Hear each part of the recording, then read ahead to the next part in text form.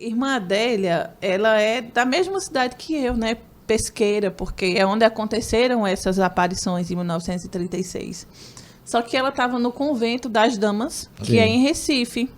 E eu também estava em Recife, trabalhando e estudando. E aí um cunhado meu, que é Roberval, que ele também é historiador, ele disse, Ana, por que você não aproveita, já que está em Sim. Recife, para conhecer a irmã Adélia e fazer alguma pesquisa com ela enquanto ela ainda está viva? Porque ela estava muito velhinha. Mas quando você era jovem, adolescente, criança, se falava dessas aparições em Pesqueira? Já se falava sobre isso? Era algo muito ponto. Você tem memórias de que as pessoas falavam que naquela cidade Nossa Senhora havia aparecido?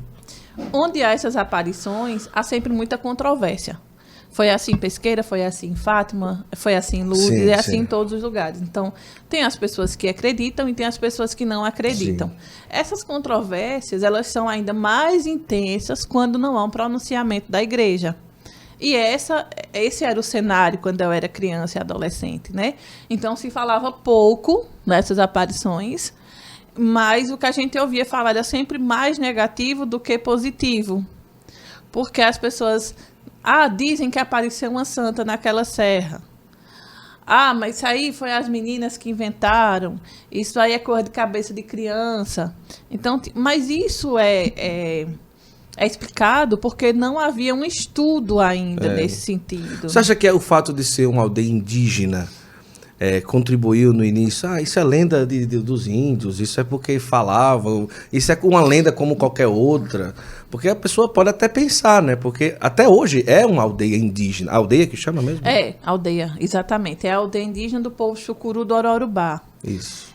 Mas há um hiato nessa história, porque assim, sempre foi terra indígena, mas aí teve aquele período em que a terra pertenceu a poceiros, né? Pertenceu a moradores, fazendeiros e tal. O nome que se dá é esse, é poceiros, agricultores, na verdade. E depois teve um processo chamado retomada.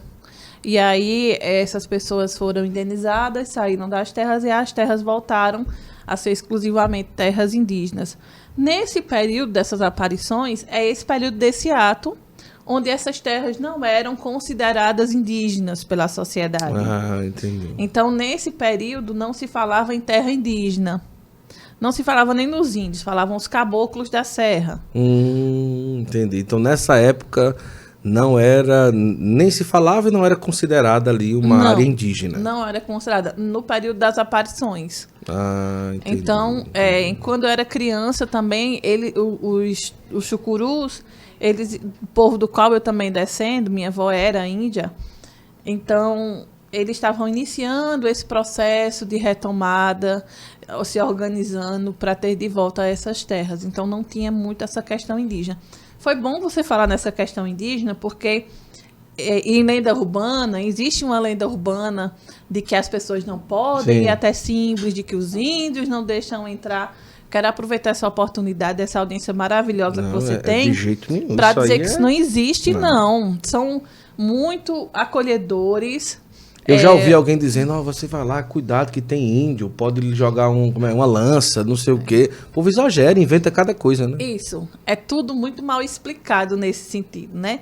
Então, assim, nós temos uma relação muito boa com o povo Chucuru do Ororubá, com as lideranças, com o Marcos Luizson, que é o cacique da tribo Chucuru, e isso nunca aconteceu, né? Você teve um contato com uma freira como outra qualquer, ou você já sabia que ela tinha algo em especial? Eu sabia quem ela era, porque assim, ela era muito protegida, porque você imagine o assédio, né? Certo que as aparições de símbolos, elas não eram tão divulgadas como são hoje, mas as pessoas sabiam, né? E aí gera assim uma grande confusão, porque às vezes as pessoas confundem quem tem os dons com pessoas adivinhas, com pessoas né, místicas nesse sentido da palavra. Isso. Então você imagine como uma pessoa que viu Nossa Senhora era procurada. Com certeza. Mas a gente está falando de uma velhinha de 90 anos de idade, muito frágil.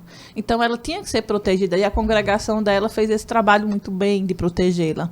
Então era difícil chegar até a irmã Adélia. E essa minha entrada na faculdade de Damas foi muito boa, Porque aí o meu orientador, que era o professor Thales de Castro, também quero dar um abraço para ele, a gente tem que dar nome aos bois, né? Verdade. Porque é tão difícil encontrar quem ajuda a gente na vida. Aí quando a gente encontra, a gente tem que dizer, foi fulano de tal. Então, o professor Thales, eu conversei com ele, eu disse, professor, eu queria fazer um livro, mas tá difícil falar com a irmã dela e tal. Ele disse, eu lhe ajudo. E aí ele deu uma palavra por mim, e aí eu consegui chegar até a irmã dela. E aí eu encontrei essa figura que era muito frágil fisicamente, uma pessoa que já estava realmente terminando essa caminhada aqui na Terra, mas ela era muito forte espiritualmente. Entendi. Ela tinha toda essa força que você escuta falar. Capacidade mental 100%. 100%. 100%. Ela trazia toda essa força da mulher nordestina, sertaneja mesmo, sabe? De pau é pau e pedra é pedra, certo é certo, errado é errado. Então, ela tinha muito isso. Apesar de toda a fragilidade dela, e agora a gente entra num ponto muito delicado das mensagens, das aparições de Simbres, apesar de toda essa fragilidade que a irmã Adélia tinha, ela não tinha um pingo de medo de falar que as mensagens de Simbres pedem oração, penitência e alerta sobre o risco do comunismo entrar no Brasil. Muito claro. Muito claro, e é assim, e doa quem doer, a verdade é essa. Então, a aparição de Simbres não veio dizer distribua... Quer dizer, Nossa Senhora mandava distribuir flores para os padres, né? Mas ela não vem dizer distribua flores, rosas, faça chover pedras. Não, ela disse, se não houver oração e penitência, o comunismo vai entrar no Brasil e vai haver um mar de sangue. É isso. Agrade a quem agradar. Porque Nossa Senhora não desce do céu para vir aqui na Terra sem um motivo muito sério, né? É verdade. É aquela pessoa que vê a gente caminhando por uma boca de lobo e diz assim, tem um buraco ali, você vai cair nele. Dá tempo de desviar.